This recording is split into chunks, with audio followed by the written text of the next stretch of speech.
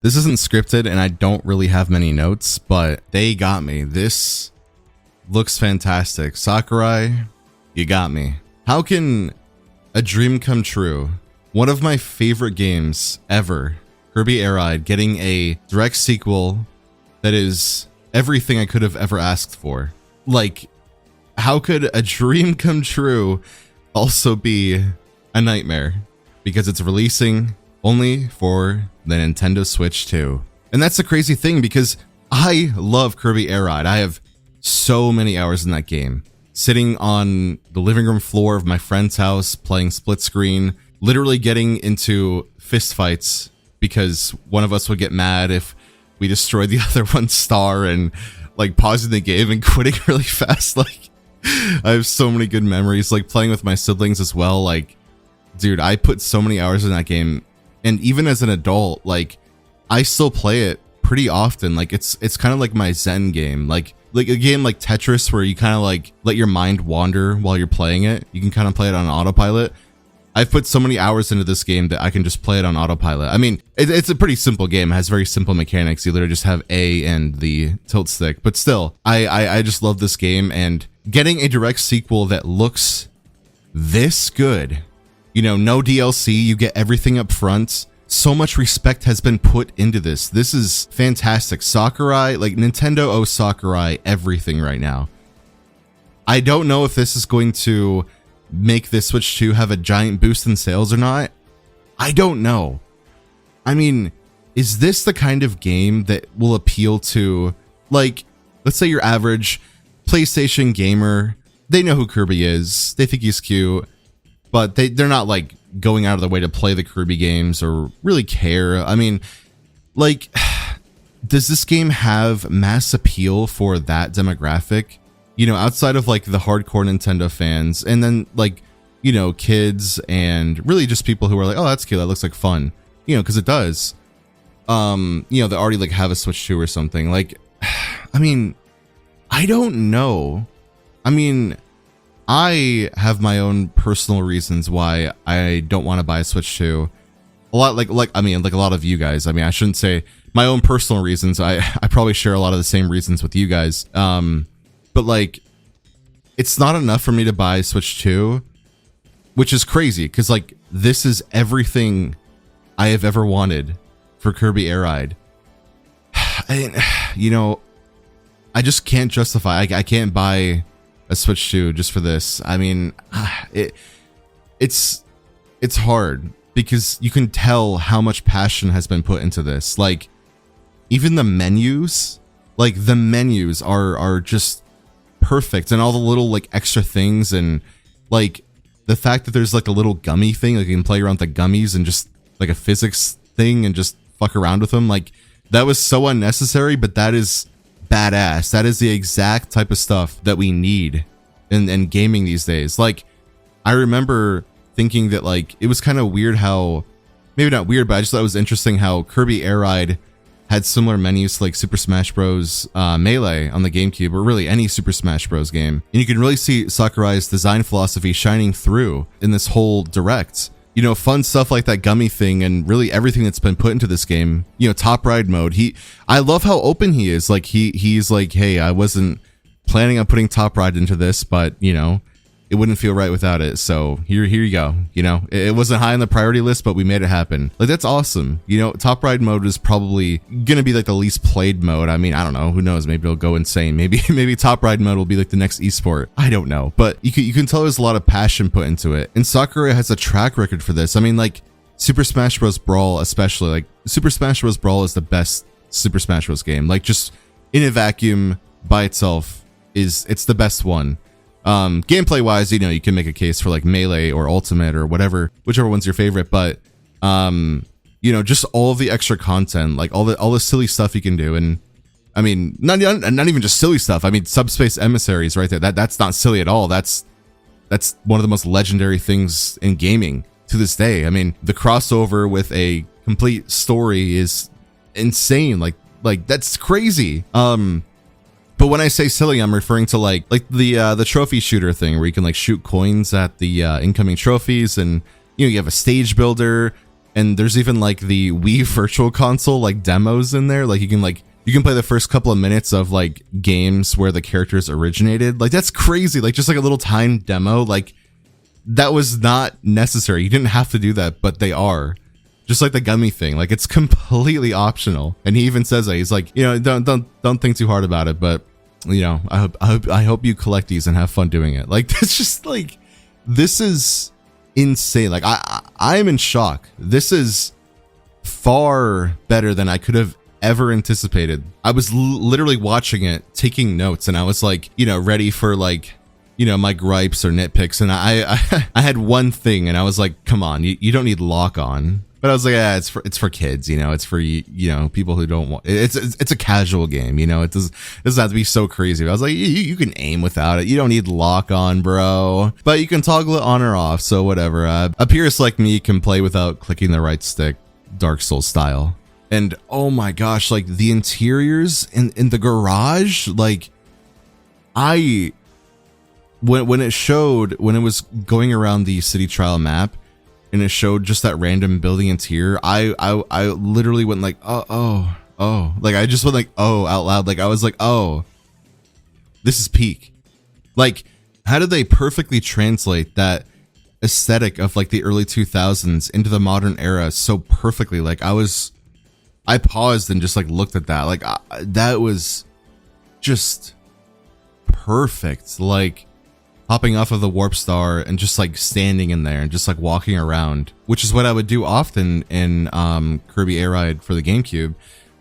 This is just too much almost. Like this is just everything that you could ever want for a sequel. But here is the question. It's everything that I would want for a sequel. It's everything that anyone who likes Kirby Air Ride would want for a sequel. I can't really think of anything that was left out or, you know, something that I didn't really like. This all looks great. And I'm sorry, I just have to mention the economy. There's an economy. I mean, it's not like impactful. You don't get money, but I love that. It's just like a stupid thing where you can just customize a star and just, there you go. Buy it, take it or leave it. Like what? That's awesome. That is just sick. Like hello. And I feel like such a fanboy right now, but like I have not felt like this in years about anything that Nintendo has put out.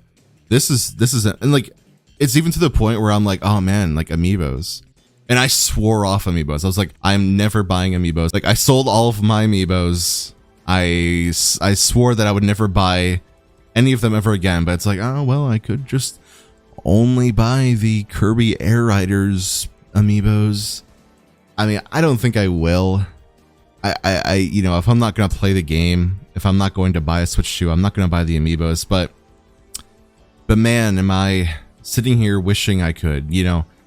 Why does such an awesome game have to be stuck on such a sad, lame excuse for a console?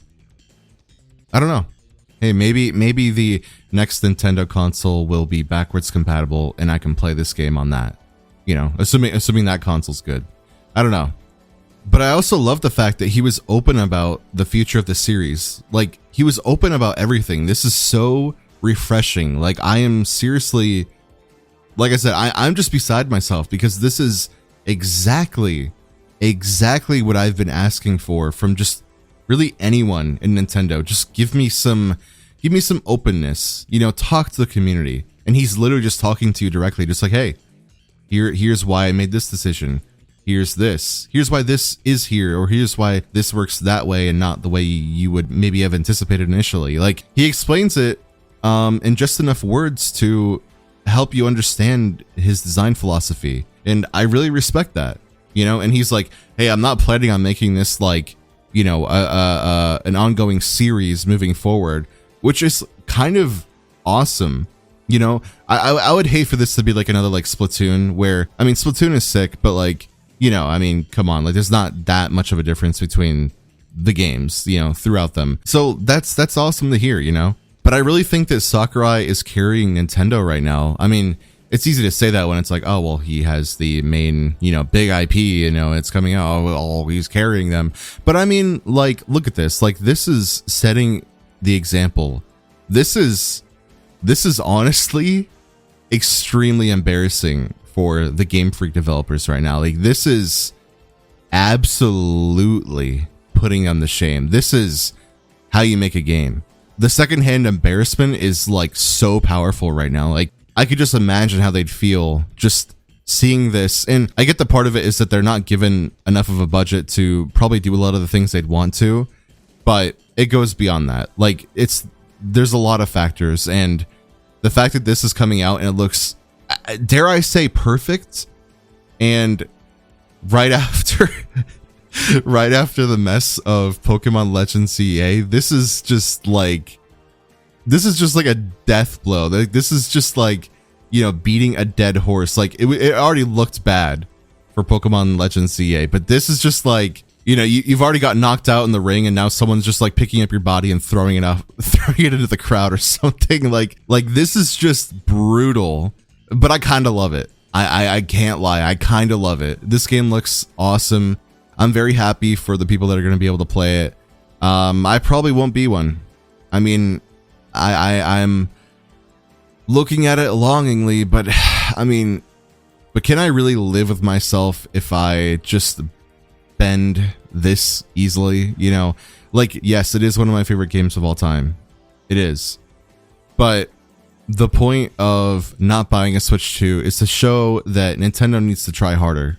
Maybe if they get half a dozen more Sakurais and put some of them in charge of the actual UI of the console as well, mind you, then yeah, maybe the Switch 2 would be a banger. God, the Switch 2, dude, the Switch UI sucks. It's so ugly and boring, and there's not even themes. I'm sorry, this is such a random tangent, but like, these menus from Sakurai games are literally perfect.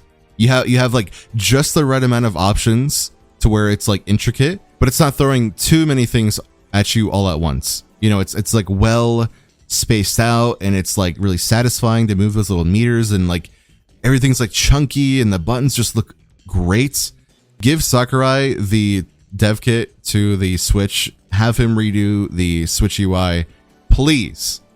That's like a little thing, but that would actually make a difference in like swaying me one way or the other in terms of buying a Switch 2. I'm not even kidding. Like, I hate the way the Switch UI looks. I always did hate it, but I assumed that like when the Switch 1 came out that like they were going to update the UI. Like, it was just kind of a placeholder, or like, oh, they're going to have like little themes or maybe little like events, or it's going to change. I was like, there's no way this is just it. That was it.